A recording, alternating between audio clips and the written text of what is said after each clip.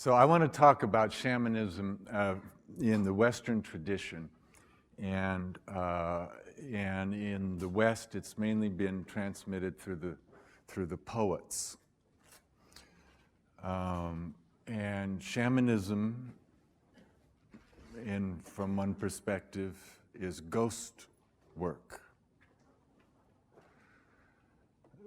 We could say it's shadow work. And by shadow, I don't mean a Jungian shadow quite, but more like the idea of shadow to the California Indians. It's what you need to be able to stay healthy and stay alive. And you can lose your shadow quite by accident, actually. Maybe riding along in a buckboard or on a carriage, or there's maybe you're in a convertible and you hit a bump and you don't even know, but your shadow is bumped out, and later you start to get sick. And then you call in somebody who can sing and look back with you and try and find where you lost your shadow, and you hope that they will help you find it. Otherwise, you'll probably die. Shadow work could be like soul work. Without your shadow, without your soul, you're invisible. And because of the invisibility, you're always scraping and trying to make a noise or make a sound so that somebody will see you. And you can be standing, when you're in this invisible state, when you've lost your shadow, it's amazing. You can be standing right next to people and they don't see you. You can walk up to people and be right behind them and they don't know you've approached, and it's very startling for people. We might say it's an antisocial act to be walking around without your shadow. Unless you're a professional that's, spying on somebody. The Pit River Indians in California have a word for power, or dama'ogome. And to them, this is the same as the word for luck. To them, the highest power in the world, in the universe, is this thing called luck. One of the Pit River Indians who had been converted to Christianity, I think a group of Shakers, was trying to tell his friends about Jesus. And he was saying, well, Jesus is the greatest and the strongest. I bet he's the best gambler in the world. Because to them, this luck was a very palpable thing. That's what you looked for on your vision quest. You would go to find something that would help your luck, and you could find out whether this luck worked because you would they played a gambling game where they hid mountain lion bones in their hands, and so you could tell if a person had luck. And they would say, without luck, you can never do anything extraordinary. With luck, all things are possible. So the shamanic art among the Pit Rivers in California had to do with luck. Another translation for luck is poison. And the shamans would sing, "Come, my poisons," which connects in the Western tradition to a Greek word, pharmakon. The pharmakon, as the philosopher Norman O'Brown once said, is really untranslatable. It means both poison and remedy. And it referred, for instance, to the glasses of new wine in the Anthesteria. And the opening of the jars was releasing the pharmakon, was fraught with power, and whether it was poison or remedy, you had to discover from the context. Drug, the pharmakon. an entrance of power. So in the West, we have three great figures of the shaman. Orpheus, who could charm animals and charm the wind, something which all shamans in the poetic tradition are required to do.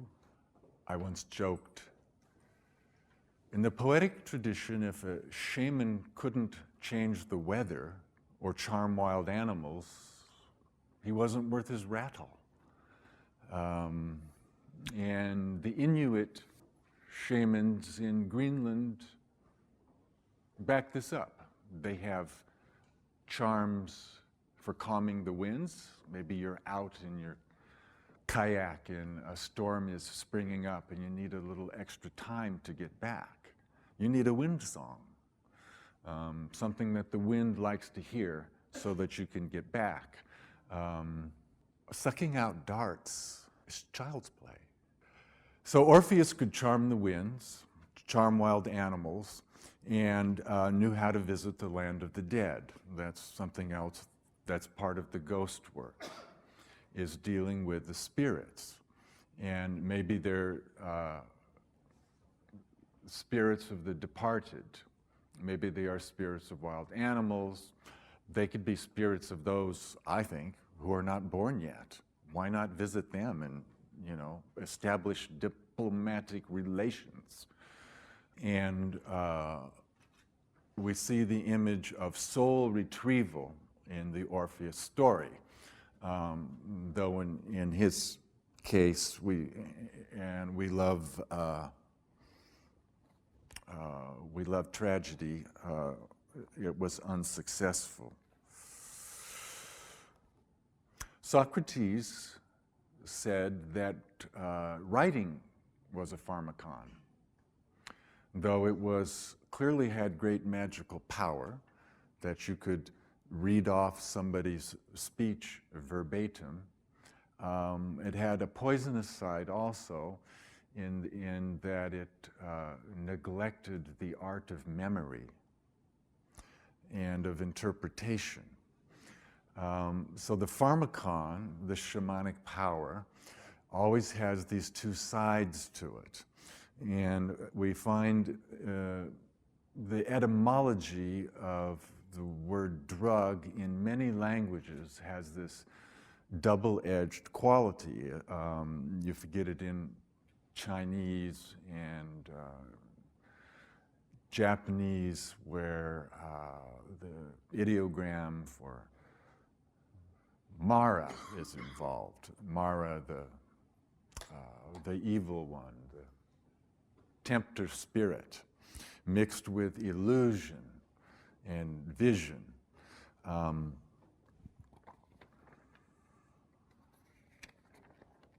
One might say that cultivating such a thing is madness.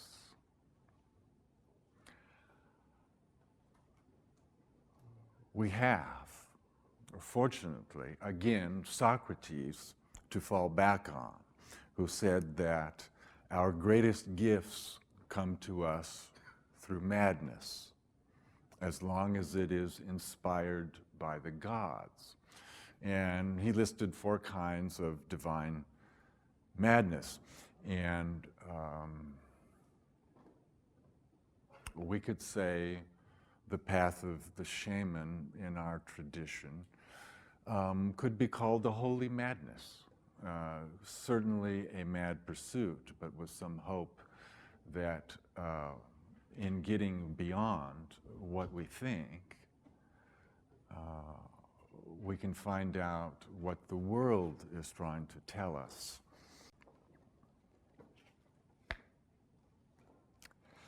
A little bit more on pharmacon. It's related to words pharmaca, which are colors and pigments that you use in makeup.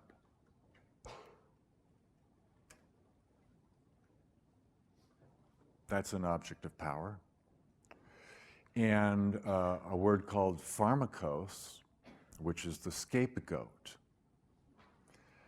Now, one might wonder why the scapegoat is like a drug, and it's because by putting all of the evil and all of the ills of the city on the scapegoat and then stoning him out of town, pushing him over a cliff, then that heals the city. So it's a medicine.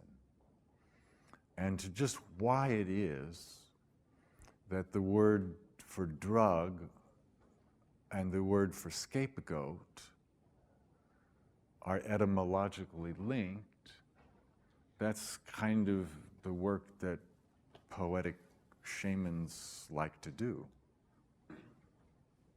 Like, why is it there are more drug prisoners in the United States than in, all the rest of the countries put together? That's one of our objects of investigation. During the Enlightenment, when Orpheus had been relegated to the land of myth, and where myth had come to mean that which is not true, reports began to come in from explorers in Siberia and in the East of shamans. And in general, these were thought of as charlatans, as tricksters, jugglers who would trick and hide things. Herder had a little more interest in them, and with his friend Goethe, thought that in the irrational, in something closer to madness, was where creativity was. And they were very interested in the shamanic figures, and they went and looked at the Tungus shaman's costume at the museum in Göttingen. And it's then through Goethe, his genius and intuition, that we get the prototypical Western shaman in Faust. And Faust is a necromancer, a conjurer. And it seems that conjuring seems to be the Western shamanic practice above all else. Giving spirits bodies.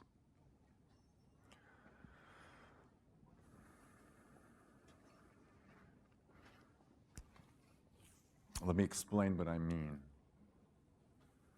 In the Buddhist tradition, there are these 6 lokas, there's 6 worlds, and there's the world of the gods, and where things are so good that nobody pays much attention to spiritual practices.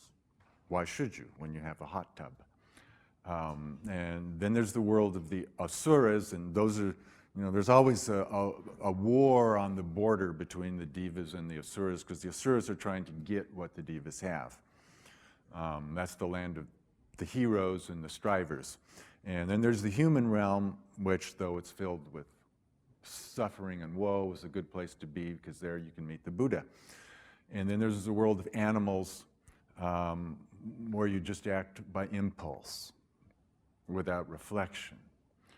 And then there's a hell realm, where it's either hot or cold, and you stay there for a long time. Not forever, but for a long time. And then there's a realm called the Preta Realm. Preta originally meant departed one in Sanskrit, and it was the ghost of somebody who had died that was still roaming around because you had not done the proper funeral oblations. This is the realm of the hungry ghosts. The hungry ghosts are these figures with large bellies, huge appetites, but very narrow necks, so they can never be satisfied. It is craving itself. They are always wanting and wanting more. And an example the conjuring black magic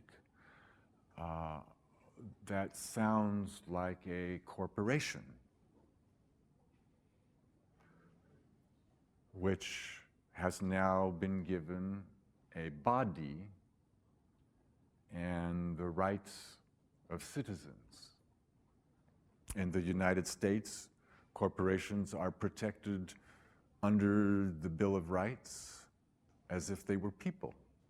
And their whole charter is it's a hungry ghost that's been given a body.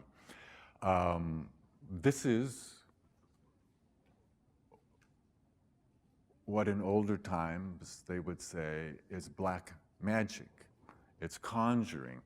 And it's not hard to find examples, if you start thinking about it, of a particular skill in the West of giving abstract entities body and power.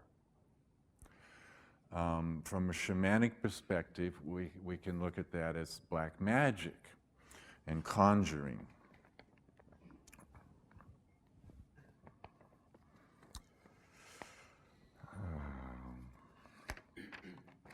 The one more figure that I want to get to, I write more about the Faust story in my book Pharmacodynamics.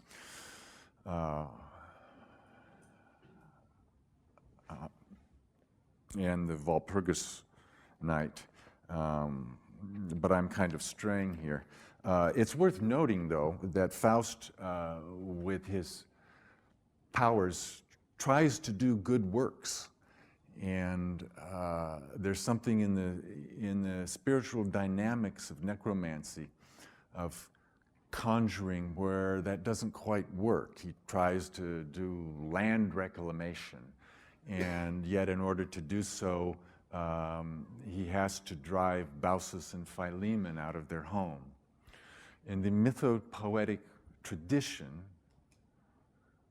in the poetic shamanism, this is significant.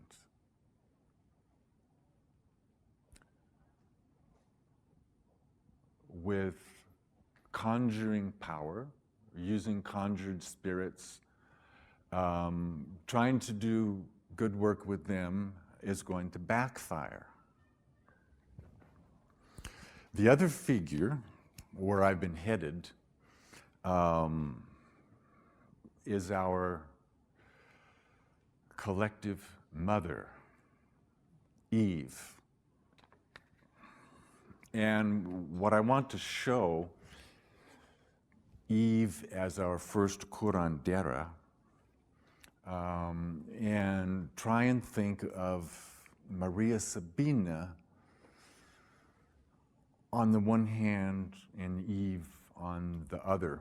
And I'm going to work mostly from Milton, that in the plant magic, the placenta of animal life, where humans, homunculus, earthlings, were just a dream in a chancy future. Out of excess and exuberance, a great swirling and a song arose. Katydids, cicadas, autophagia, and the gods fight back. And the plants are full of wisdoms. They're full of carbohydrates. They have proteins and starches. And then beyond it, like a graduate school, are these secondary metabolites and alkaloids. A treasure trove. And so we hear, ye shall not eat of it, neither shall ye touch it, lest ye die. The original prohibition, our first drug law. To plant people everywhere, certain plants are regarded with a special reverence, the sacred plants, sharing something of godly nature, that which had been attacked, that which resisted, the rebels. Thus far and no further shalt thou come. And we can look for this in ethnopoetics, or we can find it, this matter of decorum, this matter of comportment and approach to the sacred plant medicine in ethnopoetics and the songs of native peoples, but it's all in Milton.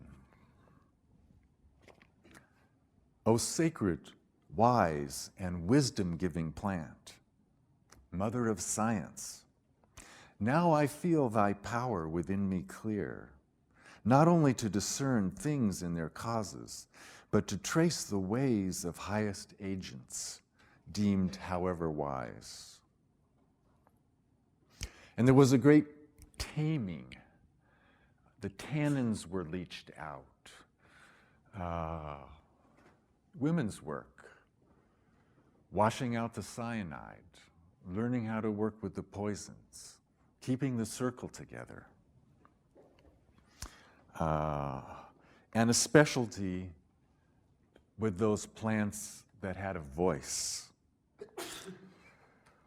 On a large bronze door, cast around 1020 in the cathedral in Hildesheim, the tree has a mushroom shape. It may be modeled after a daisy or the abundant local mayweed, Anthemis. And there's a small nub of disc flowers, and the ray flowers kind of droop down like that. Some say it could be a mushroom, Psilocybe semilanceata, perhaps. In a fresco on the ceiling of the Romanesque church in Saint-Sauvin in central France, the tree resembles Amanita muscaria with tiny fruit hanging from the cap. This, art historians will say, is a Byzantine representation of a date palm. And if you're asked to paint the tree of knowledge, where would you go? You would go look in some old book to see what it looks like. So, yes, perhaps that may be. But Eve said, O sovereign, virtuous, precious of all trees in paradise, of operation blessed to sapience, hitherto obscured, infamed, and thy fair fruit let hang, as to no end created, but henceforth my early care, not without song, each morning, and due praise shall tend thee, and thy fertile burden ease of thy full branches offered free to all. Till dieted by thee, I grow mature in knowledge, as the gods, who all things know. Eve has many depictions, sometimes thin, sometimes fleshy or nubile, sometimes like Isis. On the north portico of the Gothic cathedral at Reims, she cradles a small reptilian creature in her arms, tenderly. Blake made her voluptuous. From a distance, his painting of Eve accepting the apple from the mouth of the serpent looks like an act of fellatio. Eve's hand caressing the serpent's head like the head of a penis. At Notre Dame is a threesome, our loving forebears joining their hands together around the serpent's arboreal phallus. Eve's way, the one who dared and the one who shared. We call her the goddess and protector of the poison path. Shall I to him make known as yet my change, and give him to partake full happiness with me? Or rather not, but keep the odds of knowledge in my power, without co-partner? And bless her heart, she shared with us. And we got a little knowledge. Eve is also Pandora, the all-giving, poisoned apple, poisoned gift, the sorrows of life on the great wheel of becoming. Poison and medicine are samsara and nirvana, forever wedded, the pharmakon. In an African version of the Pandora story, what was left at the bottom of the casket was a gourd of beer, that given by the gods, Enthusiasm is ebriety, God within, entheos. Milton again. As with new wine intoxicated both, they swim in mirth and fancy that they feel divinity within them breeding wings. It's a playfulness in the sacrament, within the poison a gift. The truth, as glimpsed by Hegel, is thus a bacchanalian revel where not a member is sober. Hence dialectic, a fugitive quality, a beyondness, Atalanta fleeing, the great matter, the great matter, the great mother. Ultimate seriousness, but it never quite stops dancing. We can point to it, we can present it, but in the end it refuses definition, and we are grateful. So saying, from the tree her steps she turned, but first low reverence done as to the power that dwelt within, whose presence had infused into plant sciential sap derived from nectar, drink of gods. That's all in Paradise Lost. Blake said that the reason that Milton wrote in fetters when he spoke of God or angels, but in freedom when of the serpent, was that because he was a true poet and of the devil's party without knowing it. And I suppose we could come up with a theory that Milton must have been eating psychedelic mushrooms without knowing it, but I don't know. So we have this, I don't know, I see three poles of our own shamanic tradition.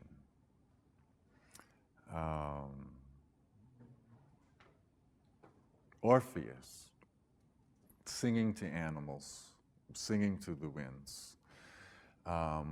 And we can remember that though he lost his head, the head goes on singing.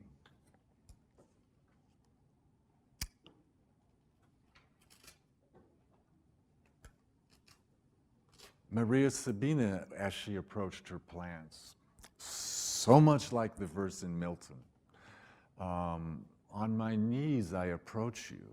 On my knees of tortillas I approach you and bring my song. In Eve, not without song I address you each morning to sing. The song has traditionally been the medium, the way to cross between the worlds.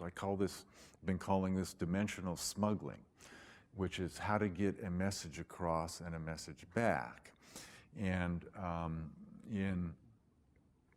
with certain plant allies, these shamanic principles become more palpable and can be investigated more empirically because it's all palpable, and it's easy to see how by changing the vowels in a song, you can change the shape and color of the room. And Amazonian shamans, like North American shamans, have particular songs. One of the things that the song does, John, is to call particular spirits. I know a shaman had a butterfly song, and all of a sudden there's this spectacular butterfly with wingspan 6 feet across, all glowing, Where did that come from? Where did that come from? It came from this little bag of songs. So we have the Orphic tradition, and then we have a tradition of black magic, where of giving spirits bodies. And the old wisdom was you wanted to keep a circle around them, and that was the founding fathers in the United States tried to do this with some legal restrictions so that when financial groups were asking for special privileges, release from liability, there would be a circle around them to contain them. We have to say that opening the circle to let out an embodied hungry ghost is black magic of the worst sort. And I don't see how any culture can survive if it builds itself around an entity which is solely created to consume and get more. It will ultimately draw all the forests, all the good air, all of the wealth of the people, and suck it in, and it will destroy cultures and the world anywhere it goes. That's a magic and shamanic way of looking at some of our contemporary politics. And I think it's appropriate to, at least as an exercise, try looking at things from a magical perspective and say, what are the forces going on here? What are the spells? How are the spells being cast? And what can we do to counter them? It's the art of unbinding.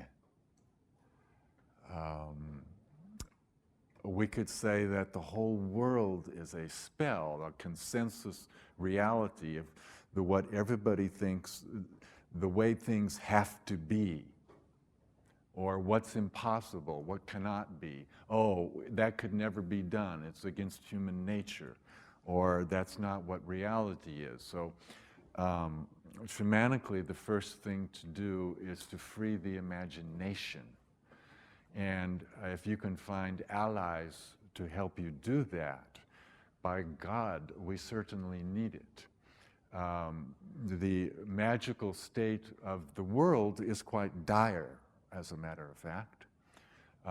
There are many dark forces afoot. And so some study of white magic and recognition of freeing spells and attunement so we can recognize the spells we are already living under, things we have been trained to our whole lives, and that are, it's our cultural myopia and the messages we are fed through the media. This is all magical work. This is huge spells. I want my spell to drown out everything else. So it's very important to learn the art of unbinding and the art of to free oneself. So in that way, shadow work, ghost work is highly appropriate, I maintain, to politics.